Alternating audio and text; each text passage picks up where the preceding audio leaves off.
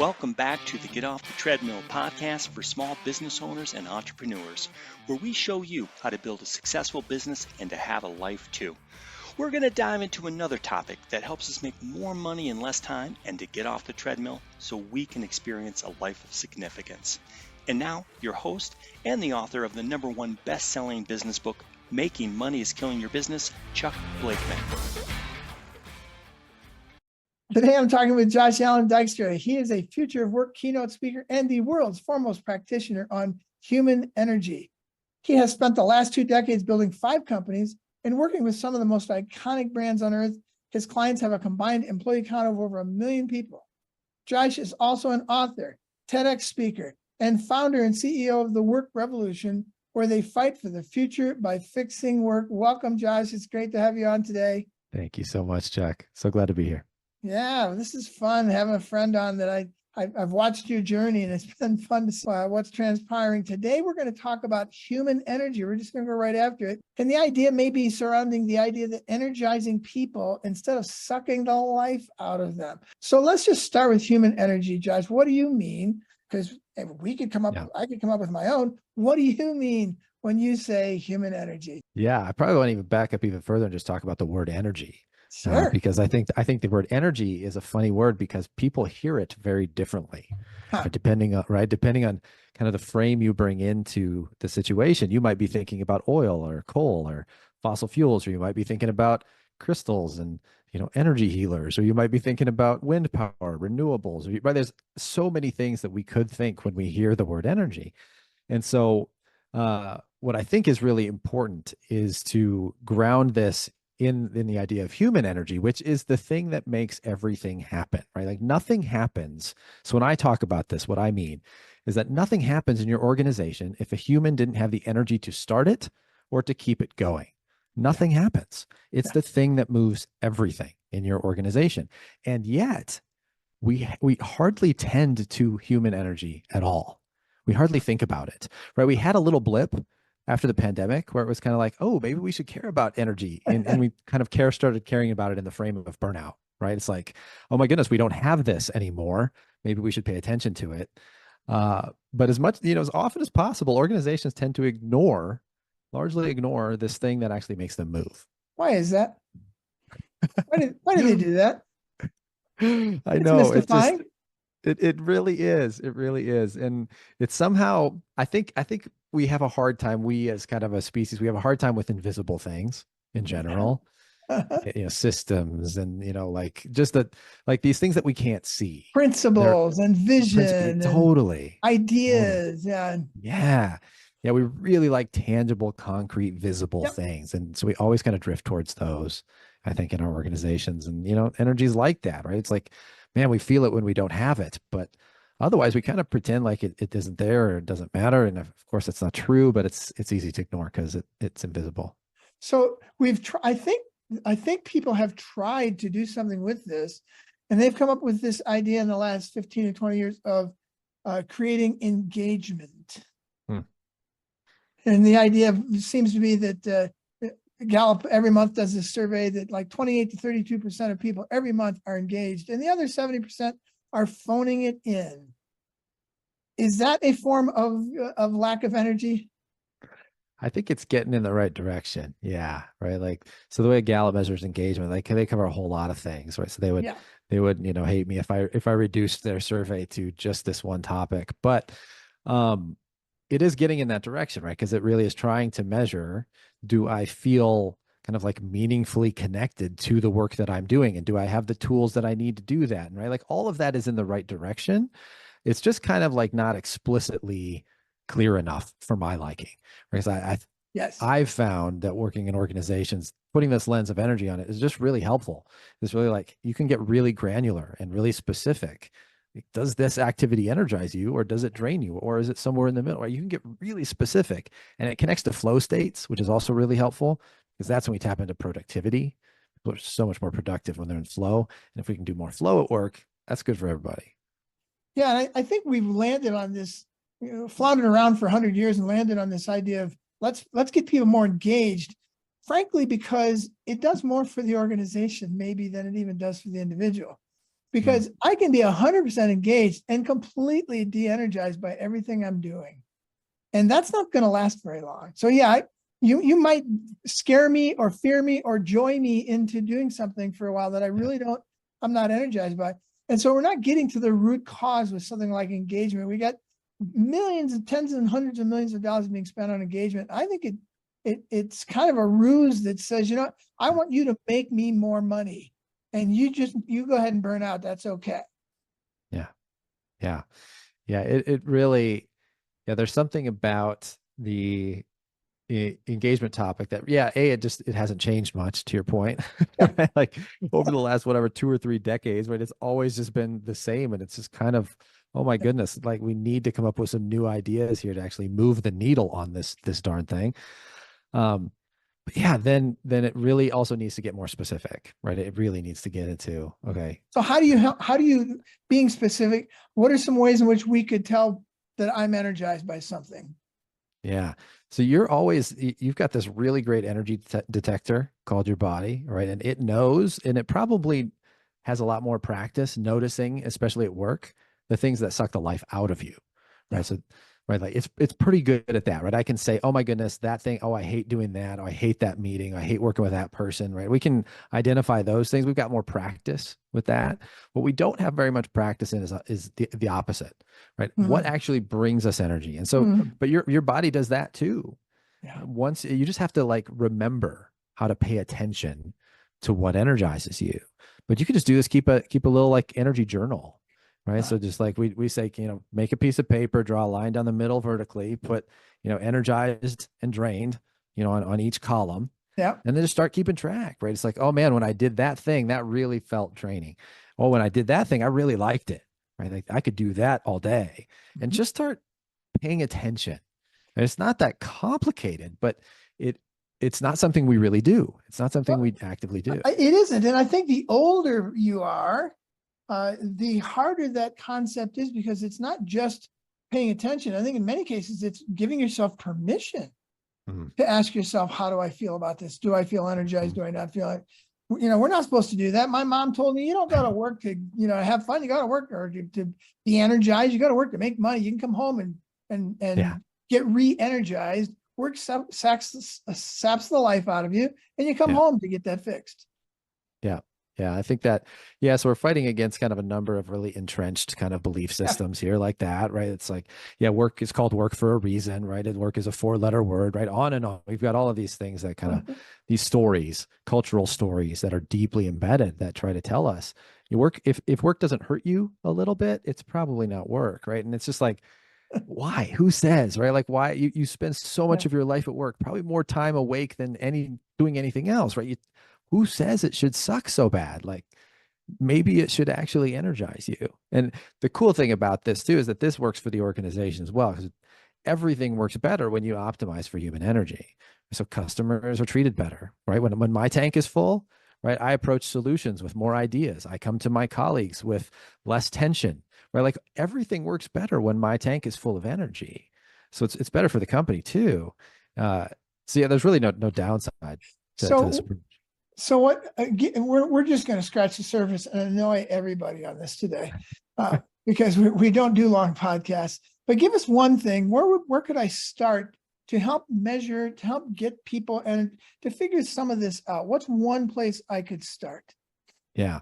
The free thing is probably this energy journal idea. Like you can start that today, right? You can start it now. Just start keeping track of what energizes you, what doesn't. And then after that, like do that for a week or two, and then go back and look for patterns. Right? So what you're trying to do is some pattern recognition, and you're trying to kind of connect some dots to say, oh, I've got a theme here, right? Like when I'm doing strategic things, I feel good, right? When I get to do detaily things, or when I get to do people-related things, or right? Like get it as granular as you possibly can in certain theme areas, and because there's going to be a common thread that you can tie and say, okay, when I tend to do these kinds of activities, I feel good. And when I tend to do these other ones, man, I feel dull or, distracted, or, I want to procrastinate, right? There's certain activities that put us in that physical space. So just start to connect the dots and pay attention. If people really want to go deeper, and you know this, Chuck, we've got an assessment that we love that helps people do that. So they could go down that path and get in touch with me. I can tell you more about it, but you can do a lot of this. Can you give us a URL or some way of some identifier to push people in that direction? Because I think that would be a great second step for them, is just to look at that. Yeah, absolutely. I think the best way to do that, probably just head to my website and ping me, probably at joshallan.com. Okay. And it's two A's, ALLAN, Josh Allan Dykstra, DYKSTRA. Yeah, but you can just go to joshallan.com though. You don't have to worry about spelling Dykstra. Yeah. Got it. Good. Well, so how do I marry this up, Josh, with the idea of a job description? Hey, I got this job I need to do, and some of it energizes me and some of it doesn't, or I don't know. How do I, as a leader, or how do I, as a stakeholder, someone who's a member of an organization, how do I put these things together? Because that's a rub, I would guess. Yeah, it can be. And I think it's also an opportunity for leaders and team members to kind of renegotiate what do jobs look like. Right. So again, everything works better when we optimize for human energy. So if leaders can let go a little bit of their control freakishness around, like, this job has to be done in this way by this person, right? Like, if we can let go of some of that and just say, hey, who's energized by working on this part? Okay, and let people self-select, right? This is very congruent with self-managing distributed decision-making, right? Like, because it's very autonomous. It's like, who's energized by this? Why don't you vote with your feet and walk in and do it? And then other people are going to be energized by other things. And what you can do then is start to use this also as a hiring philosophy, because you might have a spot in your team where you realize, oh, actually, we need to get this thing done, but nobody here is energized by that. Go recruit for it. That becomes part of your posting. And you say, hey, we're looking for somebody who loves doing this thing because we don't have that person on our team yet. But you deliberately start to kind of staff around the topic of who's energized by doing what, as much as you possibly can, right? Yeah. And if you're a small business, it might take a while. But none of this is perfect. It's just better. We're not shooting for perfect, because there's all kinds of arguments against doing something like this. I'm hearing some of our audience say chaos, anarchy. Yeah. And I've never experienced that in the organizations where I've seen this happen. It's pretty simple. You don't lose anything. You write down everything that needs to get done. And then people put their names beside those things. Yeah. And yes, there will probably be some things that nobody's name gets put beside. I still have things in my life that I don't like doing. And you know what? There's nobody else to do them. And I'm okay with it, because the majority of what I'm doing is stuff that energizes me. So I can do a few things to serve the organization. Even that energizes me. So do things I don't like is actually energizing, in a sense that I do these 2 or 3 things because it serves the organization, and that energizes me to serve the organization. So it's not chaos. It's not anarchy. It's just a completely different way of doing this that will actually put people in the highest and best use of their time, talent, and energies. And you're right. We could go on for probably 3 hours on the research that shows what you've just said, that when you are kind to people and treat them like adults and get them into what is the highest and best use of their time and energy, those companies all live at the top of their industries, every single one of them. Yeah. And people stay longer, productivity. I mean, everything, all measures of good company come from getting people into what is their best use of their time and talents. Still do some things that work for me that I wouldn't do if it wasn't up to me, but even that in a way energizes me, because I'm serving the organization by doing some things that I don't like doing. Yeah.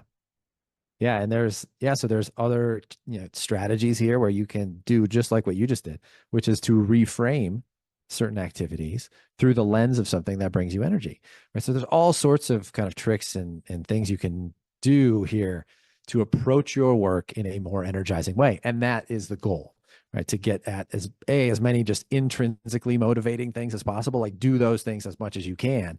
And then, if there's some crap that you got to do, right? Try to get rid of it, right? Try to get somebody in who loves doing it, because that's always the best option. But if you can't, there's probably ways you can look at it differently, and that helps too. Yeah. Yeah. And, this is called the Get Off the Treadmill podcast. It doesn't mean that it's always for the business owner or anybody else. This is getting everybody off the treadmill. If we could imagine if we had an organization where there was 100% of the people were doing things they were energized by. I have seen these. I don't have to imagine them. I've seen organizations with 100, 200, 300, 1,000 plus people, and it's 100% engagement. Yeah. There's no 28 to 32% every month. And it's because they're energized. Imagine what that would be like and what that does for your organization to have somebody like that. That's everybody off the treadmill. That's people running to work, climbing the walls to get in. There's a washing machine factory in Brazil where they've never had to put out an ad for anybody because the people are climbing the walls to get in because they do this stuff in a washing machine factory. They worry about the human energy, and they ask people, the first question they ask when they're interviewing somebody is, when would you like to come to work? And if they want to come to work in the evenings or in the mornings, they figure out there's a team that works like that, and they work with that team. So it's bizarre. In a sense, it's not new at all. And yet it's an incredibly narrow sector of businesses that are doing this yet. I don't know, 1%, 2%, but I do believe it is the future of work. Yeah, I do too. It's the reason everything happens, right? Because a human, has the energy to start it or keep it going. And so the more you can kind of recognize that and pay attention to it and then foster it, right? Put as many things around your people as possible that are life-giving. So you can look at all so this is another thing you could do is look at all your systems. So look at the way you do performance management. If you're doing that, the way you're doing expense reports, the way you're communicating, like what platforms are you using? Are those things actually energizing for people, or do people just tolerate/hate them, right? Like a lot of these systems are terrible. They're life-sucking, right? Yeah. Some of these HRIS systems out, right? Like some of these things are just like Franken software garbage. Like you're torturing people by making them use these things, right? Like don't do that. Like sucking the life out of people. That's so much friction. You need more flow. Yeah. And why don't you ask them? Why don't you ask them how they like the software? Well, I want to point something out. We're going to have to close here in a minute, but I want to point something out you've used as a very simple, powerful theme that I'm just recognizing, and that is this. It seems like what you've been saying and what I've been hearing in my head for the last 50 years is that most of work is built on the negative. What's the least amount of work I can do? What can I hate the least? How do I get around? And running from things. And you have people running toward things. And it's so much more powerful. When we try and run away from something, it sucks us back in. But running towards something we love instead of running away from something we hate, that just feels right as a human being. It feels good and right inside. And that's what I hear you saying you're doing with human energy is let's find out where the things are that people will run toward and let's get them to run them. Totally. Yeah, that's really well said, Chuck. So it's why I call this my company, The Work Revolution, because revolution in its literal sense means to turn it around completely, right? Like the earth does a full revolution around this. It's a complete turnaround. And so exactly what you're saying, like it's a turnaround, right? We flip this around. Instead of work being this thing that extracts energy from people, we turn it into something that gives energy to people, and everything works better. Yeah. Well, Josh, you do a lot of public speaking and have worked with a lot of big organizations and smaller ones. And I want to give people an opportunity to find you. JoshAllan.com. Is that the way to go? That's perfect. That's perfect. LinkedIn on LinkedIn. Yep. And LinkedIn, connect with me there. I love to connect with people. So that'd be great. Okay. Well, I strongly encourage people to do this. This is the future of work. And I've said this for years. I said it in my TED Talk that companies that do this are going to thrive. And the companies that don't do what you're saying will be left behind. And we might as well jump on board now because all the data is on your side. It's not like we have to wait around to see if this works. Yeah. We just have to look at the data and say, why am I still doing something that was invented for factories? So let's get a hold of Josh Allan at joshallan.com and let's revolutionize the way we work. Awesome. Thank you, Chuck. Thank you for all the work you do. Oh, thank you, my friend. It's great to have you on. Likewise. Appreciate it. That wraps up another episode of the Get Off the Treadmill podcast. If you found this podcast helpful, please subscribe and hit the like button to ensure you are receiving the latest tools you need to grow your business and to get off the treadmill. If you want more information on the 3 to 5 Club, the Crankset Group, or to book Chuck as a business advisor, speaker, or workshop leader, you can contact us at grow, GROW, @cranksetgroup.com. Until next time, have a great week.